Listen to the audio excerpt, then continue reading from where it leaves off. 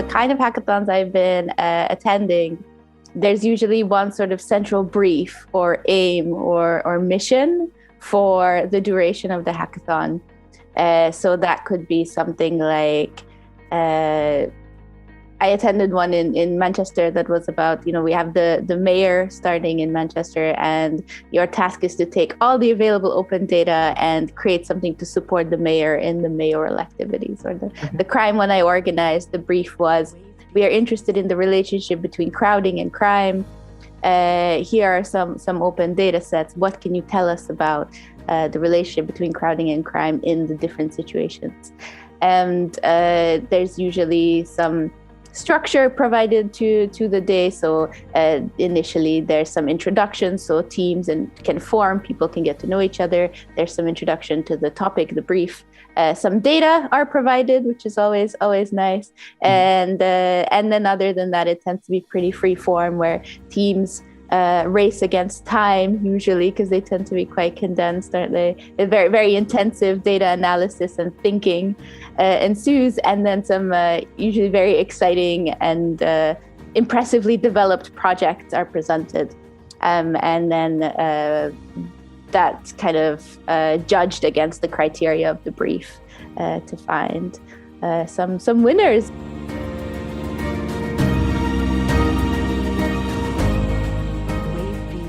I guess in this format, for sure, hackathons, they come from this space of software development, and then they transitioned into the space of kind of data science as well.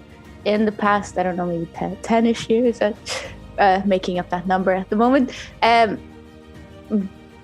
But the idea is, I guess you have a very specific problem to solve, and you want to bring together people who might not otherwise be coming together with slightly different skill sets. So you might have somebody who is very good at software development, or is very good at coding, at sort of creating this product, the implementation side of things. Then you might have someone with the sort of data wrangling and data management skills. Then you might have someone with the methodological, statistical, analytical skills.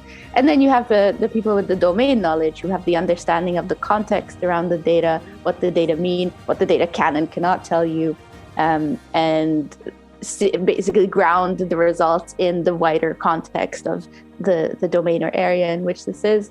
And I think that bringing these kinds of diverse insights together into this very concentrated environment where it's intensive, you're focusing on solving one problem and working together, benefits all sorts of disciplines and domains. And, we all have our problems to solve. Software has software problems to solve. We have crime problems to solve, and so on. So as long as you can have a specific brief and bring these people together with the different skills to solve it, I think that there's benefit to that. And just the idea of carving out this specific time to answer a question, really immerse yourself with a specific problem, can generate really creative solutions, which I think we can explore for social science and criminology for sure.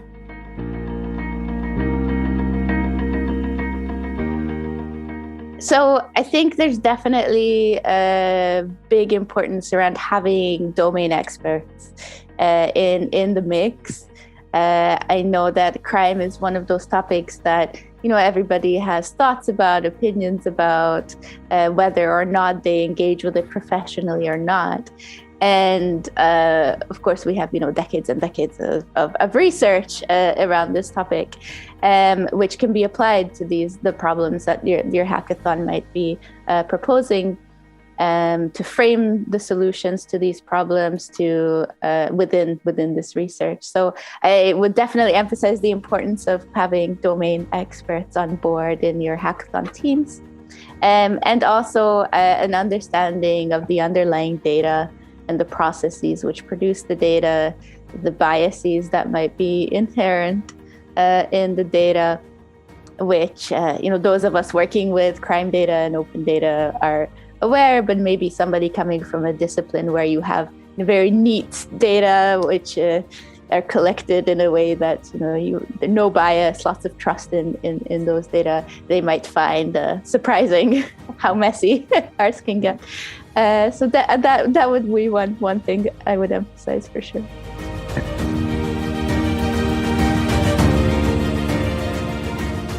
I would say anybody that's interested in the topic, I would. So in the hackathon that I'd organized with Sam, we had one of our participants. He was in high school, I think, and his so he didn't have any specialist domain or technical anything skills, but was very interested, very curious, and drove a lot of the idea development in the team. And in other hackathons where I've taken part, you had people who are practitioners or somebody who's just, they found this as a fun event. So of course, it's great when you have people with the domain knowledge, with the technical skills, with the stats, data visualization, having all those is great. But I think absolutely anyone who's like, this is a cool topic, I am interested.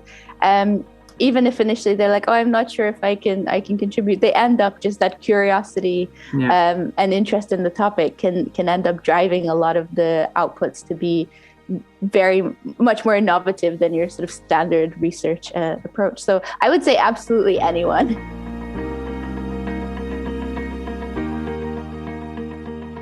I understand the prize seems very motivating. But I don't know, I haven't seen any sort of formula for winning. It's really not necessarily about having this, polished final product at the end, because you don't have time for that sort of thing.